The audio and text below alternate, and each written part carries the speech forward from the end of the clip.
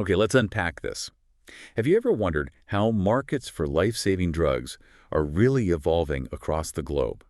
Today, we're about to take a shortcut to being well-informed on exactly that. Hmm. We're diving deep into the carboplatin market, a crucial chemotherapy drug. Understanding this market isn't just about finance. It's about global health, access, and the ongoing fight against cancer. Absolutely. It connects directly to patient outcomes. And our source for this deep dive is the Carboplatin Market Report 2025, a comprehensive analysis provided by Cognitive Market Research. Our mission, to extract the most important nuggets of knowledge, decoding sales revenue from 2021, projecting values for 2025 and Yeah. 2033, and revealing the compound annual growth rates, the KGRs, that are shaping this vital pharmaceutical sector across different regions and countries. What's truly fascinating here, I think, is how these numbers tell such a powerful story. It's not just financial growth. It's about evolving healthcare landscapes, shifts in disease prevalence, and, well, the global efforts to combat cancer. We're going to help you understand not just what the market is doing, but really why it matters, connecting those dots as we go. Okay, let's start with the big picture then. The global outlook for carboplatin. This market was valued at over $1 billion back in 2021, about $1.15 billion, give or take. A significant starting point. Definitely. And the projections show steady growth, climbing to roughly $1.44 billion by 2025, and then really expanding to an impressive $2.25 billion by 2033. Wow, quite a jump by 2033. It is. That translates to a global compound annual growth rate, or CAGR, of nearly 5.8% over the forecast period. Now, what truly grabs me here is that consistent global expansion. It seems pretty solid across the board. Exactly. And that raises an important question, doesn't it? What's driving that sustained global momentum? It's not just, an uptick in pharmaceutical sales in general. Right. If we connect this to the bigger picture, it largely reflects, well, two key things: rising cancer prevalence worldwide, and crucially, increasing demand for chemotherapy drugs as more populations gain access to advanced treatments. That makes sense. Access is key. Yeah. And as we drill down into the regions, we'll see how these drivers play out with different intensities. All right, let's take that journey across the globe then. Starting with North America. It remains a substantial player in this market. For sure, a major region. The region saw roughly $449 million in carboplatin sales in 2021, projected to grow to over $800 million by 2033. So it's maintaining a TGR of around 5%. Strong and steady performer, you could say. Yeah, solid numbers. Now, within North America, the United States, as you'd probably expect, leads in sheer volume. It accounts for the largest share. Right. But here's where it gets really interesting for me. Yeah. While the U.S. grows steadily at about 4.7% CAGR, Mexico is actually showing a significantly accelerated pace. Their CAGR is over 6.6%. That is interesting. And Mexico's accelerated pace. It isn't just a higher number, is it? It points to some significant underlying shifts. Like what?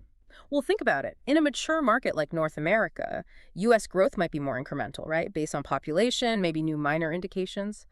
But Mexico's trajectory, it often signals a rapid expansion of public health programs, perhaps increased insurance coverage. Oh, okay. Or maybe even just a lower baseline of treatment access back in 2021 that's now being quickly addressed. It's a key indicator, really, of evolving healthcare access and investment in the region. Suggests a more dynamic market compared to its northern neighbors. That's a great point. It shows where the change is happening fastest within the region. Okay, moving across the Atlantic. Europe. The carboplatin market here paints a, fascinating picture, both steady progress and some unexpected hotspots. Let's see it. The region was valued at just over $307 million in 2021, expected to climb to nearly $578 million by 2033.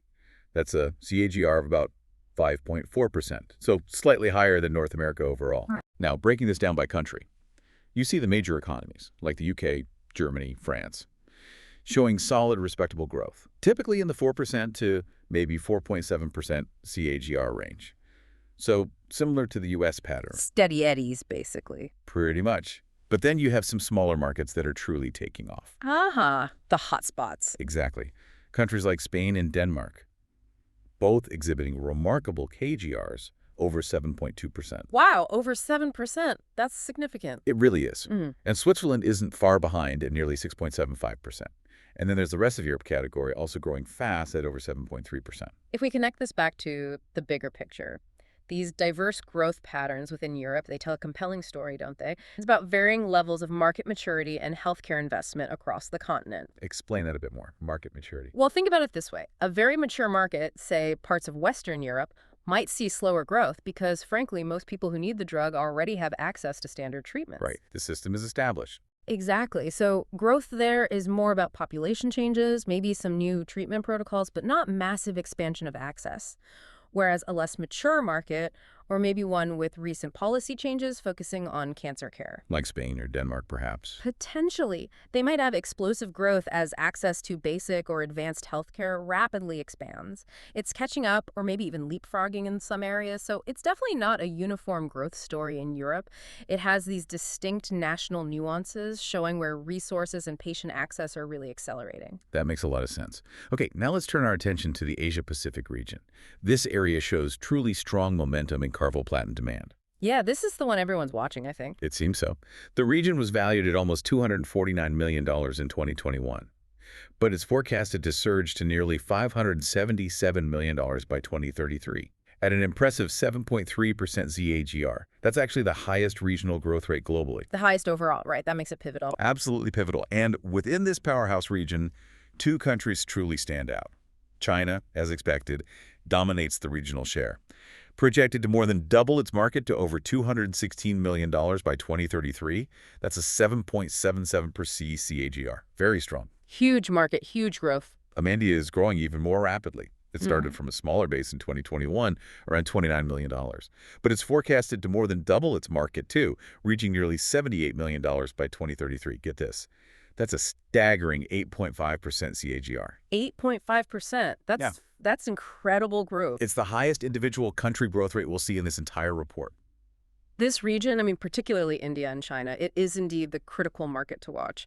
Their exceptional growth rates reflect. Right. Well, it's not just increasing demand for chemo drugs, right? It's the broader adoption of advanced healthcare solutions in these rapidly developing economies. Infrastructure catching up.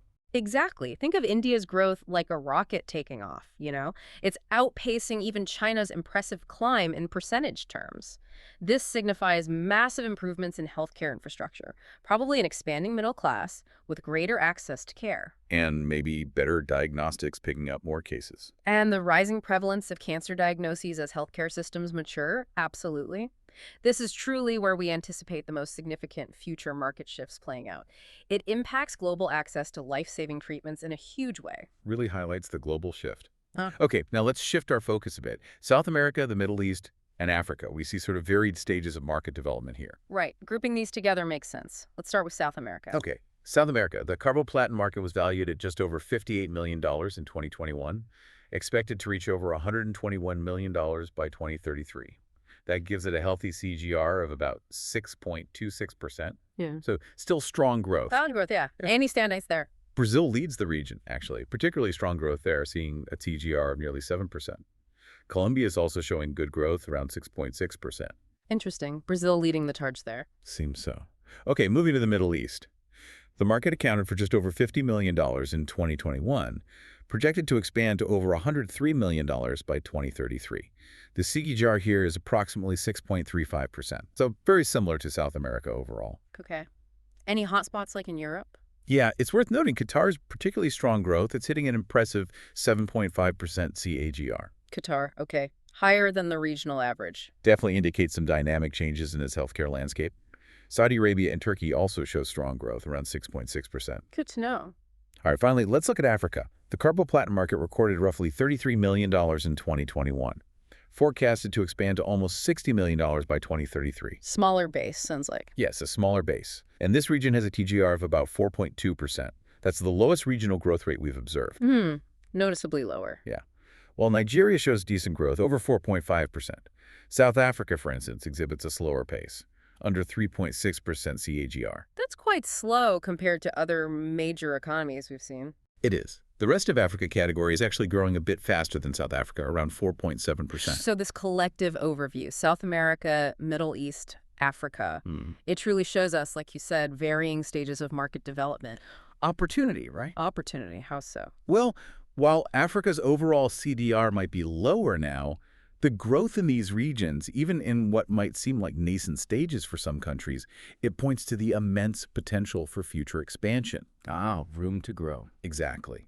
As healthcare infrastructure continues to develop, as diagnostic capabilities improve, and crucially, as more populations gain access to advanced treatments like carboplatin, these markets could become increasingly significant down the line.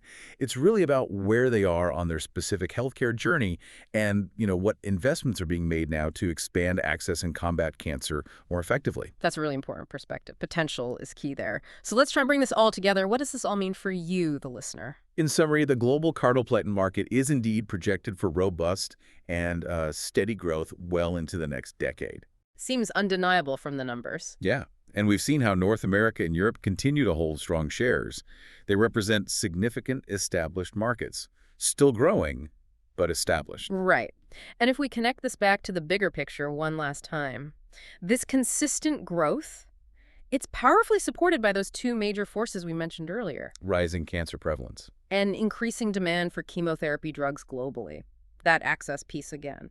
But crucially, the Asia-Pacific region, particularly India and China, is clearly set to witness the fastest and most dynamic growth. No question. The numbers were really stark there. They really were. This truly makes APAC the critical market to watch for pharmaceutical innovation, for investment, and really for the very future of global healthcare access in the coming decade. This has been a really comprehensive deep dive into the carboplatin market. We've uncovered some clear trends, and I think some surprising stories hidden within the numbers of this important report. Definitely. And maybe a final thought to leave with everyone.